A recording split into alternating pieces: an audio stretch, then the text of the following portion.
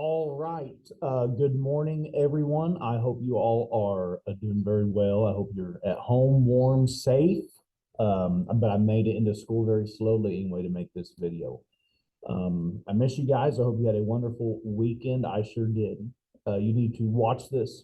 You need to read the reading that I had sent home last week, 233 to 235. You need to watch this or listen to this somehow, and you need to take notes over it. We will not, I repeat, we will not do this in class. This is today's lesson. We have no time to spare, right? If we are to keep up on time and take a fat dub, which is what we have to do. So this will be today's lecture on the Middle East and Central Asia, roughly 1750 to 1900, the key stuff you need to know. So just to wrap it up, what you need to know briefly, the glory days of the Middle East and Central Asia, those old Silk Road empires that had gotten so rich off trade, the growing Ottoman Empire, this is done. The gunpowder empires of Safavid Persia, the Ottomans, the Mughals, it's over with. Europe is now taken center stage here. The Middle East, Central Asian states that once were the leaders, right? Solomon the Magnificent, people like that. This is not your Solomon the Magnificent empire anymore. It's saying your grandma's God, right? So we're on something totally different, and it is in this time that we see that decline.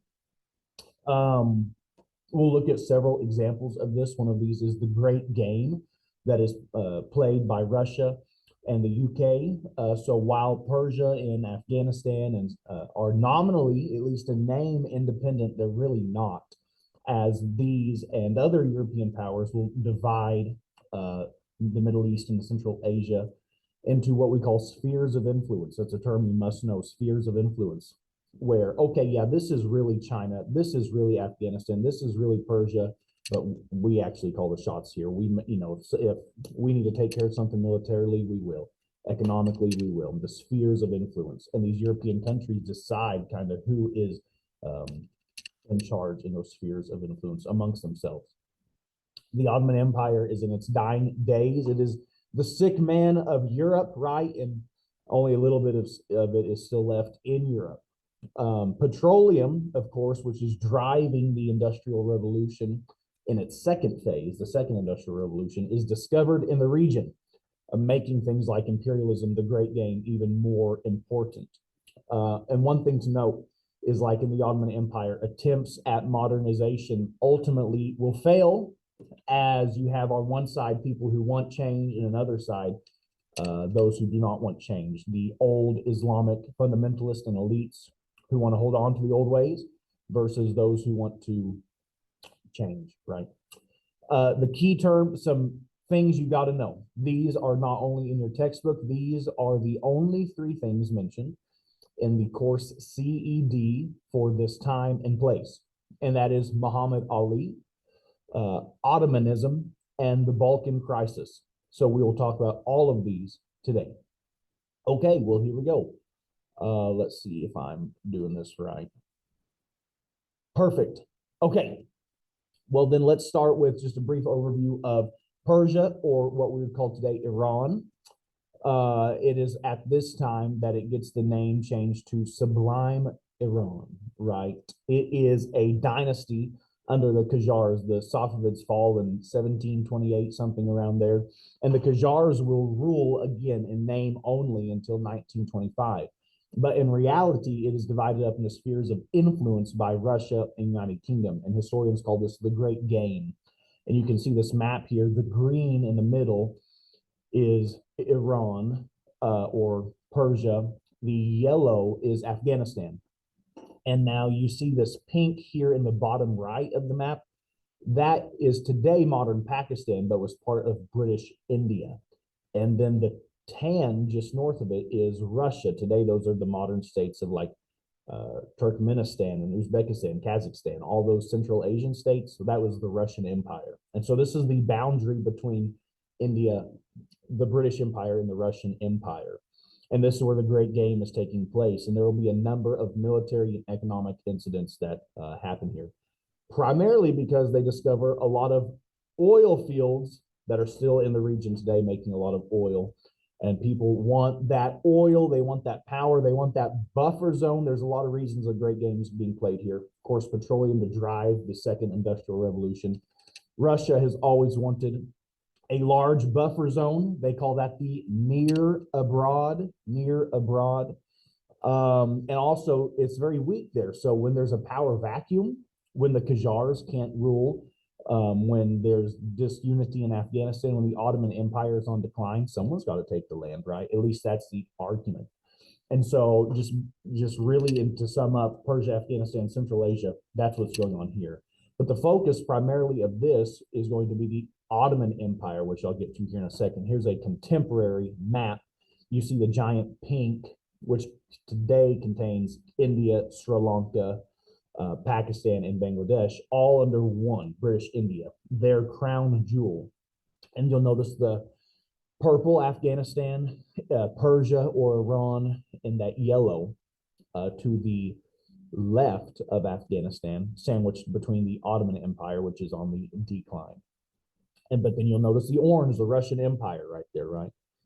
You may notice the Chinese, the Qing dynasty that labeled the Chinese Empire there as well. So just to show you just how important this region is to these massive empires. But let's take a look at the Ottoman Empire. Of course, this map is not new. You've seen it before, but it's slow contraction. Of course, the green is what is left at the end of this unit. And so if it's an orange or purple, they have lost it up until now. And so we'll look at that orange and purple blob at the top, the Balkans and North Africa today.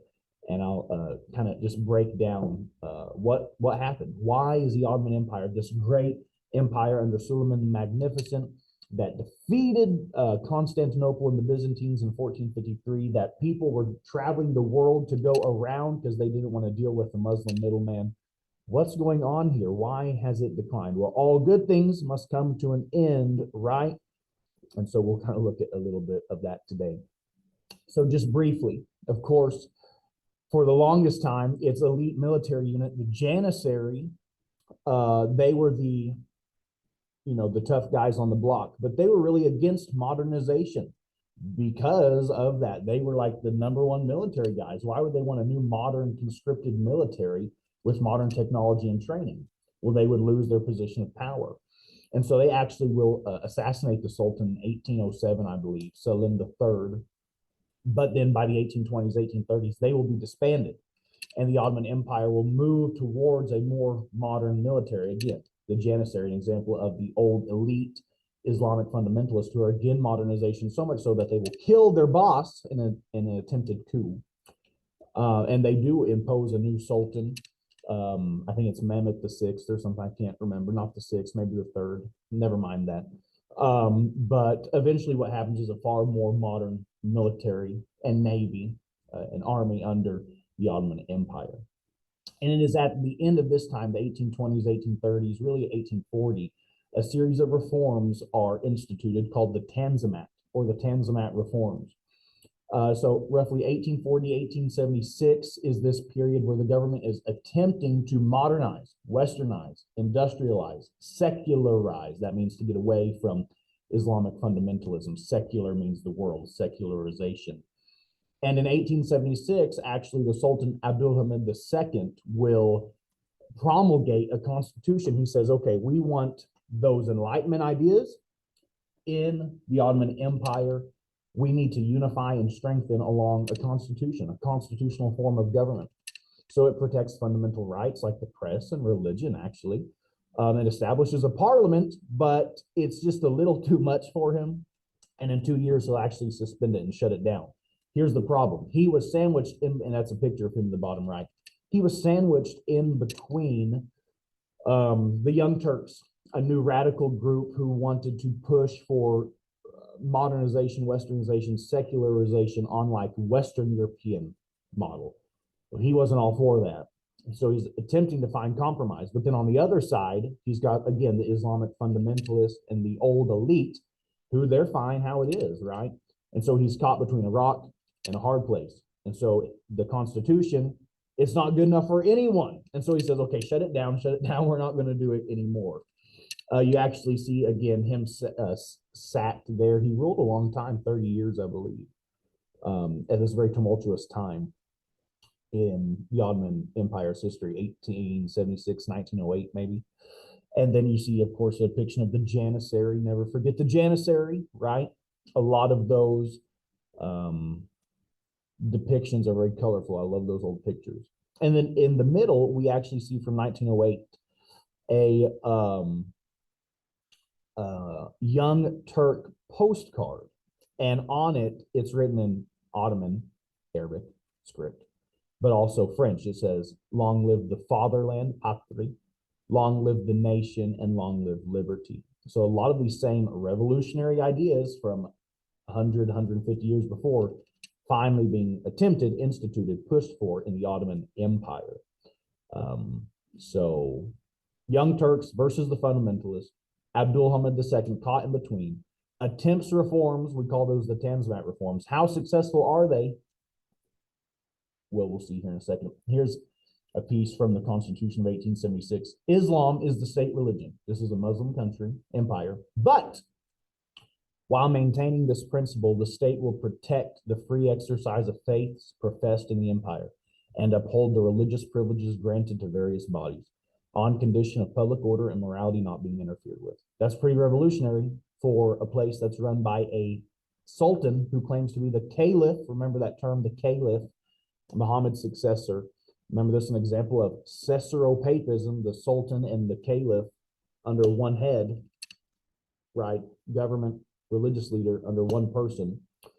And what do we call those independent religious groups that are semi-autonomous in the Ottoman Empire? They're called Malays, the Malay system, remember that. The press is free within limits imposed by law. So again, great freedom, not totally secularized, not totally free, but especially for the Ottoman Empire, this is a big step for them. It only lasts 2 years though. Yeah, there's the Malay map there, dividing some autonomous power between different religions, minorities. So the Tanzimat reforms had some success in their 36-year period. First one is Sharia law is weakened, right? So Sharia law is that Islamic religious law. We had looked at some examples, cutting off hands for stealing, stoning of women for adultery, and other stuff. This will be slowly weakened in more Western secular law under the Napoleonic style. The Napoleonic Code will come into force. Again, things like a constitution, right? Science and technology will be introduced, especially from their new friend, Germany. Keep that in mind. And the Constitution will empower the Malay system, actually. Here's the problem. When we looked at like Austria and they had to do the compromise, the Ausgleich, and I asked you, does this show that they're strong or weak? If they have to compromise and divide their power just to exist, that's not good. It's a symbol of weakness. And so the Malay system gets more power, but that causes other things to go bad. We'll see here in a second. Education is expanded. Railroads and telegraphs built, though not nearly as much as, say, Germany, United Kingdom, United States, France, though they are making some attempts. Of course, the Constitution of 1876. Its dissolution in 1878 is what we call at the end of the Tanzimat reform era. The Young Turks, they see their success. They start growing more and more influential. Now, this is one of those terms you need to know, Ottomanism. There was an attempt at Ottomanism, which is Ottoman nationalism. But here's the problem. Ottomanism can only go so far. We see the creation of the national flag. Okay, good, I guess. But how do we unite such a vast, diverse, multi-ethnic, multi-religion, European, Asian, Middle Eastern empire? It's hard. If we empower the Malay system, how can we then have growing Ottomanism? It is impossible. Ottomanism, an attempt at Ottoman nationality by the Young Turks and the government, is really a flop. There are some things like the flag and songs and artistic renditions, I guess, but it's like everything that actually mattered, how we govern, the Malay system, the constitution that failed, the Malay system which got stronger and stronger, Um, it's counterintuitive. So Ottomanism, an attempt at Ottoman nationalism, like the nationalism that had swept the rest of the world, it doesn't work though. And so the Ottoman Empire is not united. It's getting more and more um, disunited. I can't think of the word right now. Dissolved, whatever. Look at this picture right here. This is a postcard. Um, remember, if they're wearing those hats, they're Turks, right? Those are the fez. That is the fez, and you can actually see the new Ottoman flag in the background. They're here along the Bosporus Strait where Istanbul is. And you had this woman who's chained up. She's chained up, but she's been let free. The woman symbolizes the Ottoman Empire. This is an example of Young Turk propaganda. And what you have here is the Ottoman Empire who's been unchained by, look who's doing it, a modern military. You see, they look, that's not like a janissary, that's a modern military. Look at the guy who's helping her on the left. He's got the big fancy suit. That is Abdul Hamid II, his constitution, which he promulgated. He's helping free the Ottoman Empire for 2 years at least. But then on the right, he doesn't have a fez. No, that's representing the Christian minority, the Malay. So the expanding of the Malay system is going to free the Ottoman Empire. Look at the kids in the background. They're so happy. Yay, the angel that flies over. Actually, you can't really see it, but it says liberty, equality, fraternity. Where does that come from? That's right, the French Revolution. And so, again, those revolutionary Enlightenment ideas, yay, here we go, but only for so long. Because while there was some successes of the Tanzimat reforms, there were some failures. Ultimately, it was a failure. We'll look at that. First thing, there's problems at home. Of course, the Ottoman Empire controls most of the Balkan Peninsula from the 1500s. Remember, they're stopped at Vienna, 1683, until the end of this unit, until 1900, roughly. And one of the first big losses that you need to know is the Greek Revolution, the Greek independence movement there, which is successful by 1830, roughly. But this, this is Greece is the birthplace of democracy, right? Thousands of years ago. And so actually, people like Great Britain and France helped Greece gain independence because they want an ally in the region, a good ally. And then they'll actually turn out later in Crimea to help the Ottoman Empire. It's like high school, back and forth, right? But what this does is inspires others throughout the empire, like in the Balkan Peninsula, to revolt. The Greeks did it. Maybe we can do it, and maybe we'll get people to help. So again, this is the Balkan Peninsula. You need to know the Balkan Peninsula, this big, the soft underbelly of Europe, as Winston Churchill called it. It's a hugely diverse place in like every way. Religion. You have Catholics there, you have Eastern Orthodox, you have Muslims there. It's ethnically very diverse. Many different languages, nationalities. There's still today, there's like ethnic conflict there. There's UN peacekeepers there as we speak. There in Mr. Rivet's lifetime, there was wars there. And so it's very diverse, like historically, because this is the intersection, the crossroads of empires and cultures. Geographically, economically, you have socialism here, you have capitalism here in this day and age. And so it's just like, it's a bad place. Sometimes people call it, it was called the Balkan powder keg, a barrel full of powder that if it were to be lit off, it would explode. Hang on, we'll get there in 1914. And so by this map is 1912. This map is the Balkans in 1912. The Ottomans have like just this little sliver. Bulgaria, Serbia, Montenegro, Bosnia, Herzegovina, Romania, Greece, these places are independent now. And so what happens is not even in 100 years, the Eastern question is being asked, right? The Ottoman Empire is crumbling. What do we do to prop it up to maintain the balance of power? If there's a power vacuum in the Balkans, who fills it? So sometimes they back him, sometimes they don't. So in Greece, people like the United Kingdom and France are on the side of Greece. But 20 years later in the Crimean War, where Russia and the Ottomans, they go at it. Remember, they're not friends by jingo. They actually prop up the Ottoman Empire to maintain the balance of power. But then in 20 years after that, the Balkan crisis, which starts in 1876, we see more of these Balkan, soon to be Balkan countries push for revolution. And Russia will help them because there's like this ethnic and Christian ties in places like Bulgaria and Serbia. We're all Slavs, we're all Russian kind of, and we're Christians. So Russia's going to help them. And so Russia will invade. This is the Russo-Turkish War. It's just a mess in the Balkans. Like every 20 years, there's war and death and revolution. And the Ottomans get really tired of it during the Balkan crisis. So much so that they go on massive anti-Christian killing raids, massacring, murdering, raping, pillaging Christians throughout the Balkans. And we will see this again in World War I, these genocides of Christians and non-Turks. It is a very bad deal. This is what you need to know about the Balkan crisis. Religious, ethnic conflict in the Balkans. Revolutions, they leave the Ottoman Empire. The Ottoman Empire gets mad. It's 100 years after the American Revolution. Keep that in mind.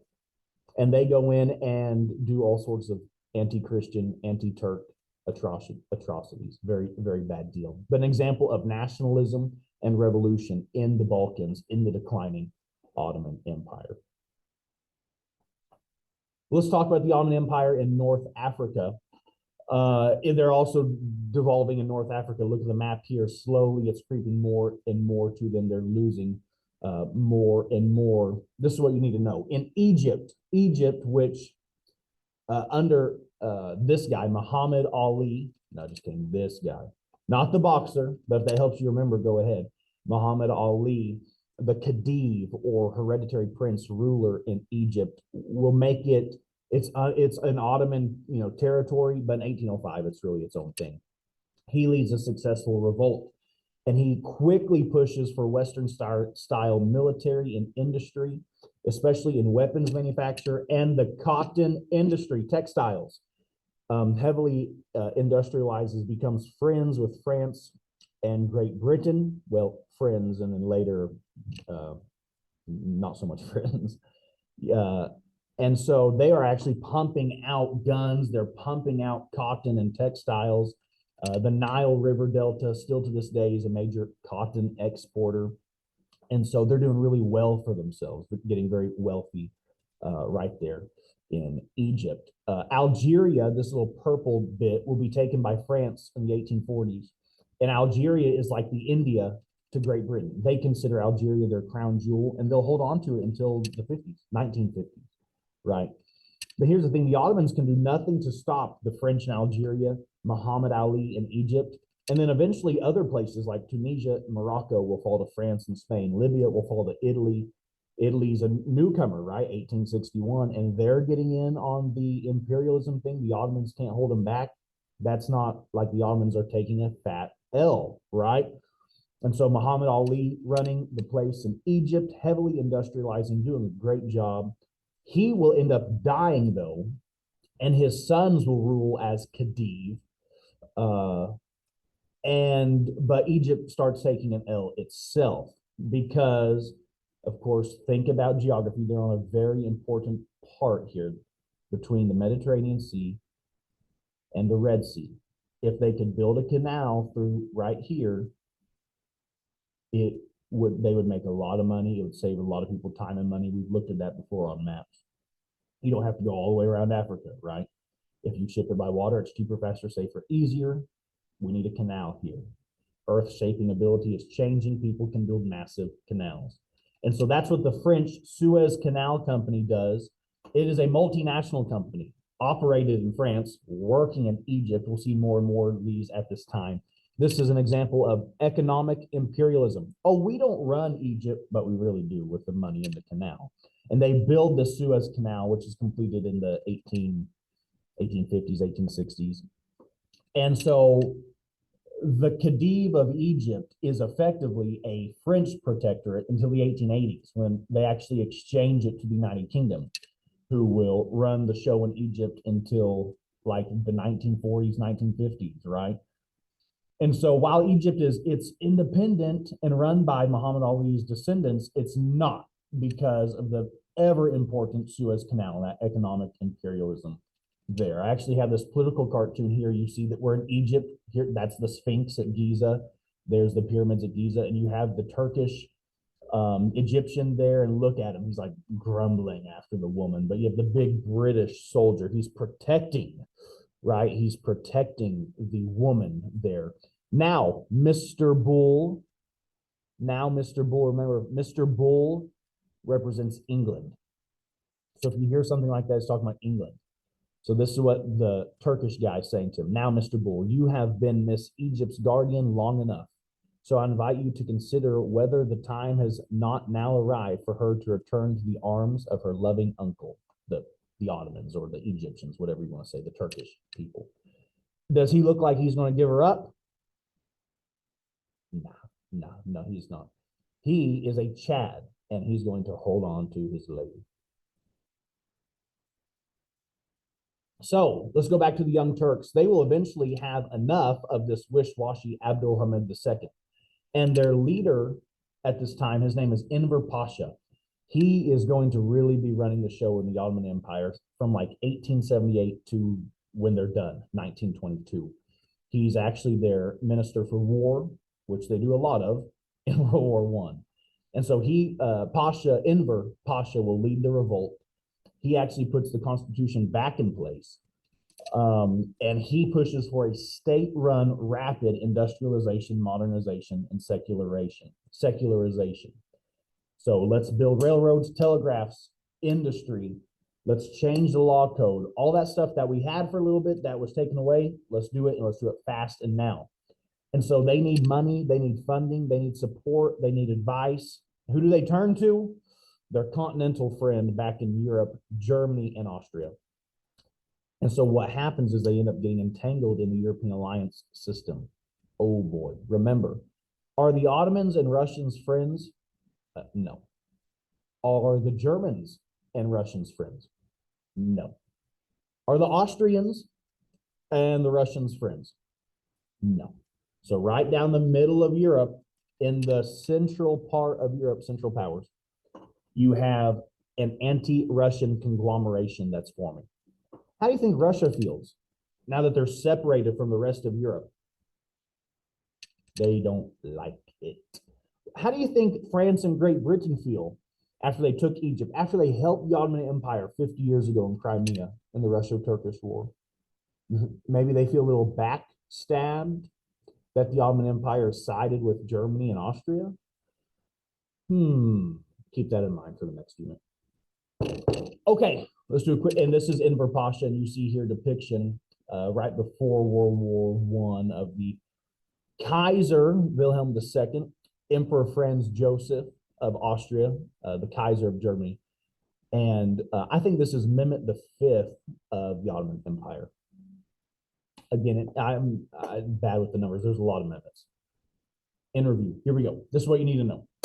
Tanzimat reforms, including the Constitution of 1876, were started in the 1840s, the Tanzimat movement, but were ultimately halted when Abdulhamid II said, yeah, let's do the Constitution. 2 years later, he said, no, let's not do it anymore, because he was caught between the very radical Young Turks, led by Enver Pasha, who wanted radical, rapid industrialization, westernization, secularization, but in the old school Islamic elite, like the Janissaries, the fundamentalists, right?